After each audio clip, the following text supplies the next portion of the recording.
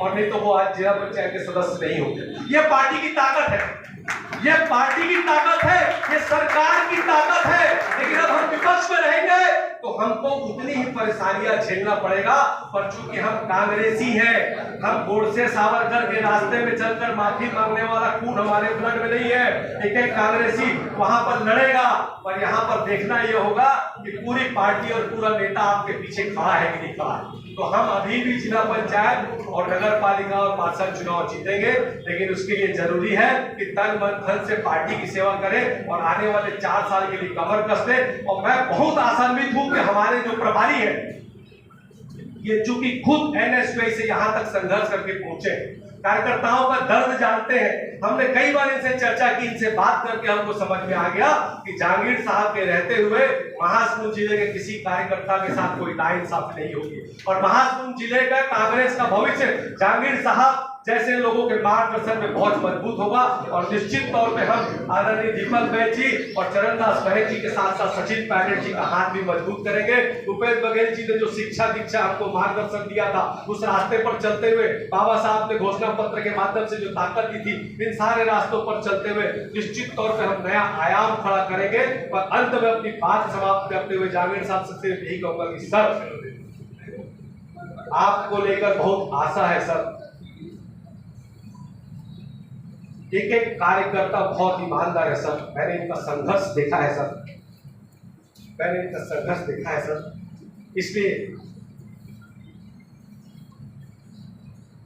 इसलिए सर आपसे बहुत उम्मीदें हैं सर। भावनाओं में बहकर या अनुशंसा में बहकर सर कोई निर्णय नहीं होने चाहिए सर, और जल्दबाजी में कोई निर्णय नहीं होना चाहिए सर। ये नायाब हीरे हैं सर, 150 से ऊपर की कार्यकारिणी है जिला कांग्रेस कमेटी की। पर मैं बहुत जिम्मेदारी से बोल रहा हूँ, 30 या 35 लोगों से ज्यादा पदाधिकारी यहाँ मौजूद नहीं है। और वो सारे लोग जो इसमें कई लोग पदाधिकारी नहीं और वो यहाँ मौजूद है, यही हमारी ताकत है सर।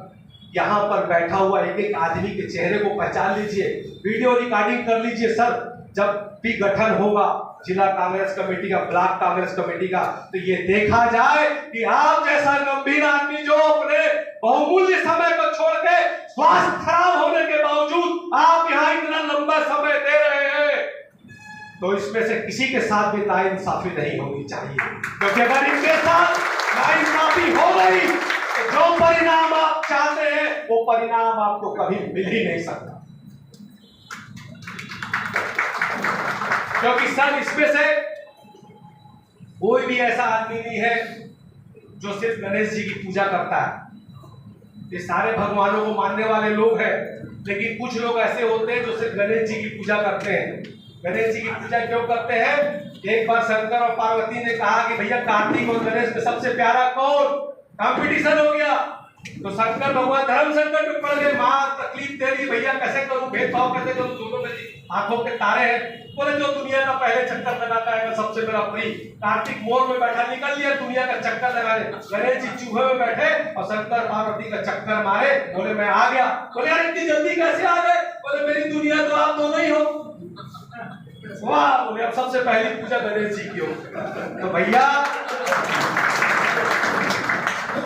ऐसे चक्कर मारने वाले नहीं चाहिए, ऐसे लोग चाहिए जो कांग्रेस की विचारधारा को पुष्पित और पल्लवित करने का काम करते हैं। ऐसे लोग चाहिए जो चौक पे और पान ठेले में खड़े होकर भारतीय जनता पार्टी की किसी भी बात का ठोक के जवाब देते हैं। ऐसे लोग चाहिए जिनको पता चले कि मेरे कार्यकर्ता के ऊपर अभी कोई पर्ची देके गया कि सराई पानी के कौन से सरपंच को कौन परेशान कर रहा है भारतीय जनता पार्टी। ये गलत है सर। मैं जिला अध्यक्ष था, मेरे एक एनएसयूआई के ब्लॉक अध्यक्ष के ऊपर एक सिपाही ने डंडा चला दिया था। मैं 100 लोगों को लेकर पिथौरा गया और उस सिपाही को वही सस्पेंड कराया। वो केशव चंद्रा का मेरा ब्लॉक अध्यक्ष था। कौन सा मजदूर वाला घटना हुआ, ये लोग 100 लोगों को पुलिस पकड़ के यहाँ ले आई सर जेल में। अब पूरी जिला कांग्रेस कमेटी के साथ पहुंच गए। ये मेरे अमन चंद्राकर जैसे मजबूत लोग थे, मनोज कांत साहू जी चले गए, ये सारे लोग थे, लक्ष्मण था, मोहित था, सारे लोग, एक खिलावन बघेल और सारे विजय सावर, सारे लोग पहुंच गए। हम सब जेल के सामने धरने बैठ गए और वहां मेरा प्रदेश अध्यक्ष भूपेश बघेल जी को मैंने फोन लगाया कि सर ऐसी ऐसी बात हो गई, 125 लोगों को लोग जेल में ले आए। भूपेश बघेल जी बोले स्पीकर फोन चालू कर।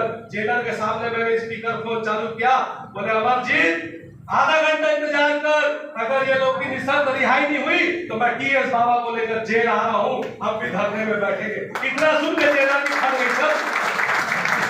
आधे घंटे बाद सर जेल मैनुअल का होता है सर नियम, उसके बावजूद निशर्त रिहाई हुई सर। हमारी महिला बहनों को जेल भेज दिया गया था, महिला जेल जो कि यहाँ नहीं थी, आधे रास्ते से उनको वापिस लाया गया और सबकी निशर्त रिहाई की ताकत होती है सर संगठन की।